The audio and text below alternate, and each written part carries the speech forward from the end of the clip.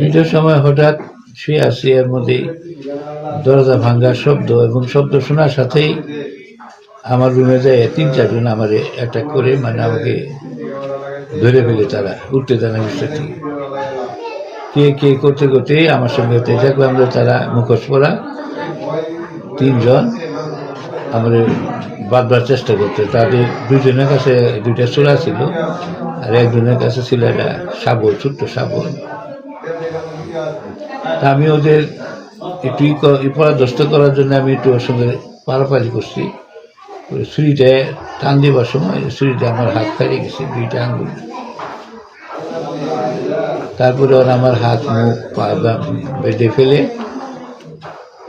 আমি বলছি তো তোরা যা নিবার চাষ নিয়ে যা, আমার কষ্ট দিস না। এই কথা শুনে আর কি পরে আমার বেঁধে ফেলে পরে আপনি এটা যা ছিল ঘরে সব তছনছ করে নিয়ে গেছে। তারপরে আমার ওয়াইফের আমি ডাকি, ও শব্দ করে না। এবার তখন বুঝতে পারছি যে ওকে বোধহয় বেঁধে ফেলছে, বেঁধে রাখছিল তাকে, মুখ টুক পাটা বেঁধে রেখে। ওদের যা দরকার সব খুলে, আপনি আলমারি খুলে কিছু টাকা পয়সা, কিছু স্বর্ণ আসছিল, এগুলো সব নিয়ে গেছে।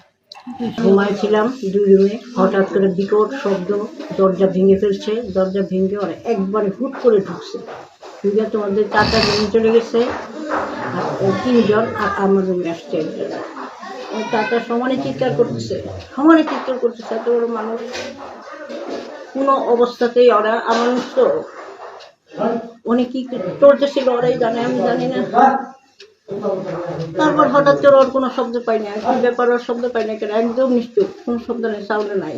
তারপরে আমার কাছে ওই যে একটা দাঁড়াই ছিল, আমাকে পাহারা দিতেছে, ও আমাকে করলো কি বাইরে ফেলো, আমার মুখ বাঁধলো, হাত বাঁধলো, পা বাঁধলো, বাইরে আমার এমনি করে ধাক্কা এনে উপর করে শোয়া দিল খাটে।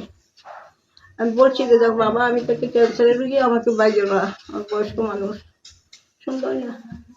তারপর দরজা লক করে দিল, ওদিকে দরজা লক করে বাড়ি গেল গিয়া এগুলি তো খুললোই, আমাকে এসে বললো চাবি দে, কোথায় কি আছে দে। আমি জানি তো কিছু জানি না, যায় সব তছনছ করে ড্রয়ার আলমারি সব, কাঠের আলমারি যা আছে সব তছনছ করে পাইলে, গয়না টাকা সমস্ত কিছু নিয়ে যখন চলে যাচ্ছে তখন আমাকে বললো চাচি যাইতাছি, এখন ঘুমান।